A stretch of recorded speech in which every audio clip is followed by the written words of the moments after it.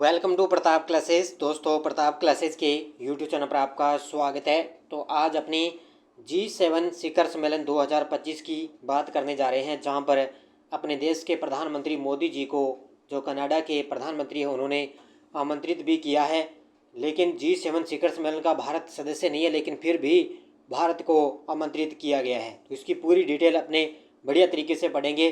अब की बार हो चुका है 51वां G7 शिखर सम्मेलन 2025।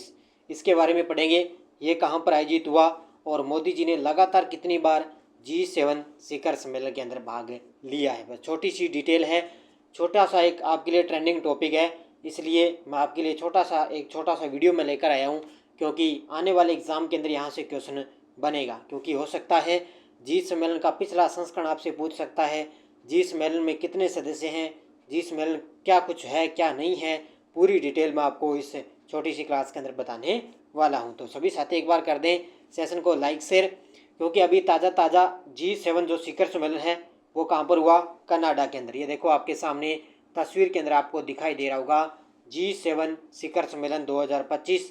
इसके अंदर कनाडा के अंदर इसका आयोजन हुआ है 15 से लेकर 17 जून 2025 को। तो इसलिए चर्चा में है, पूरी डिटेल के साथ में अपने पढ़ेंगे 51वां G7 शिखर सम्मेलन। देखिए आपके सामने, सबसे पहले आपको याद रखना है मेजबान देश है कनाडा। कौन है? कनाडा। कौन सा संस्करण है? 51वां संस्करण। याद रखना अच्छे तरीके से, 51वां G7 शिखर सम्मेलन 15 से 17 जून 2025 तक कनाडा के अल्बर्टा के कनान्स्किस में आयोजित हुआ है।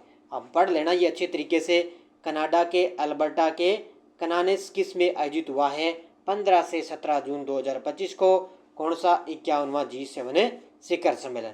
और कनाडा के प्रधानमंत्री मार्क कार्नी ने 51वें G7 शिखर सम्मेलन की अध्यक्षता करी है। और आपको पता है प्रधानमंत्री इन्होंने अपने देश के प्रधानमंत्री जी को फ़ोन कर खुद आमंत्रित किया भी, आपको हमारे G7 शिखर सम्मेलन में आमंत्रित होना है। और अभी आपको पता है, आपने देखा होगा ईरान और इजराइल के बीच में पिछले 3 से 5 दिनों के मध्य युद्ध चल रहा है, ईरान और इजराइल के बीच में। अब जो अमेरिका के जो राष्ट्रपति ना डोनाल्ड ट्रंप, वो क्या है, यहाँ पे G7 में भाग लिया था उन्होंने कनाडा के अंदर। लेकिन ईरान और इजराइल के बीच में काफ़ी जो युद्ध की आशंका ना वो ज़्यादा बढ़ चुकी है। तो वो G7 शिखर सम्मेलन में उसको क्या है, बीच में ही छोड़कर वो वापस अमेरिका जा पहुँचे हैं। ये बड़ी खबर है आपके लिए, इसको भी आपको याद रखना है, ठीक है, अच्छे तरीके से।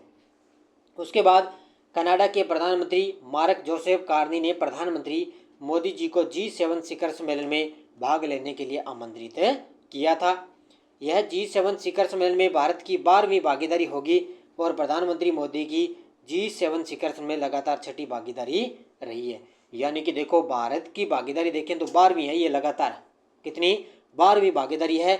लेकिन मोदी जी की बात करें तो G7 शिखर सम्मेलन में लगातार उनकी 6ठी भागीदारी रही है। वैसे टोटल भारत की बात करें तो 12वीं, और मोदी जी लगातार 6ठी बार इसके अंदर भाग लिया है। इससे पहले देखो, मोदी जी ने 2019 में, फिर 2021, फिर 2022, फिर 2023, फिर 24 और 25 में लगातार 6 बार G7 आउटरीच सत्र में भाग ले चुके हैं। याद रखना अच्छे तरीके से। अब 2025 में इन्होंने 6ठी बार इस सत्र के अंदर भाग लिया है। किसने? मोदी जी ने। अब देखो G7 होता क्या है। अब G7 में आपको मुख्य रूप से देश याद रखने हैं कि G7 के अंदर 7 देश कौन कौन से हैं। देखो, इसको बोलते हैं ग्रुप ऑफ 7। क्या बोलते हैं? Group of 7। ये एक अंतर सरकारी राजनीतिक और आर्थिक मंच है, जिसमें Canada, France, Germany, Italy, Japan, United kingdom और संयुक्त राज्य अमेरिका इसके अंदर शामिल है।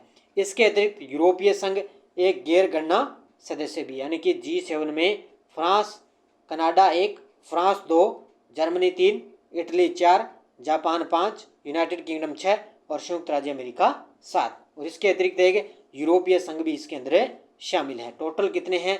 7 इसमें G7 में सदस्य देश शामिल। अब हो सकता है एग्जाम में आपसे पूछ ले भी कौन सा देश इसके अंदर शामिल है या कौन सा नहीं है। आजकल क्या एग्जामिनर पूरी डिटेल से क्वेश्चन बनाता है।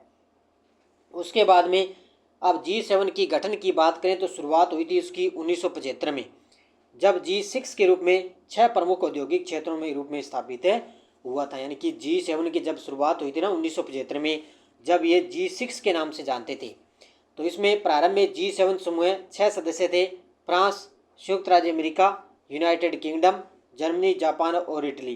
कनाडा इस समय उसमें नहीं था, ठीक है। कनाडा 1976 में इसका 7वां सदस्य बना, तब से यह G7 के नाम से जाना जाता है। और अब की बार कनाडा में ही G7 हुआ है और 1976 में ही कनाडा इसका 7वां सदस्य बना था। 1997 में रूस के शामिल होने के बाद यह समूह G8 हो गया था। क्या हो गया था? G8 के नाम से जानते थे। 1997 के अंदर रूस शामिल हो गया था। लेकिन 2014 में यूक्रेन के क्रीमिया क्षेत्र पर कब्जा करने के बाद रूस को समूह से बाहर कर दिया गया था और रूस के निकलने के बाद इस समूह का फिर से G7 नाम में कर दिया है। ये लाइन गजब की है और ये पॉइंट सारे बहुत ही महत्वपूर्ण है आपके लिए। तो 1997 के अंदर रूस को शामिल कर लिया था इसके अंदर, लेकिन क्या हुआ? यूक्रेन के क्रीमिया क्षेत्र पर कब्जा करने के बाद रूस को इस समूह से बाहर कर दिया। भी अब आप G7 के सदस्य देश शामिल है नहीं, बाहर करो, इनको निकालो यहाँ से। तो G7 के नाम से फिर ये जाने लगा था। याद रखना है सारी चीज़ें अच्छे तरीके से। अब अपने बात करते हैं G7 पिछला संस्करण कहाँ पर हुआ था। अब आपको पता है अब की बार तो 51वां संस्करण था ना, और पिछला संस्करण 50वां हुआ था इटली के अंदर। तो G7 शिखर सम्मेलन 2024 मेजबान देश है इटली।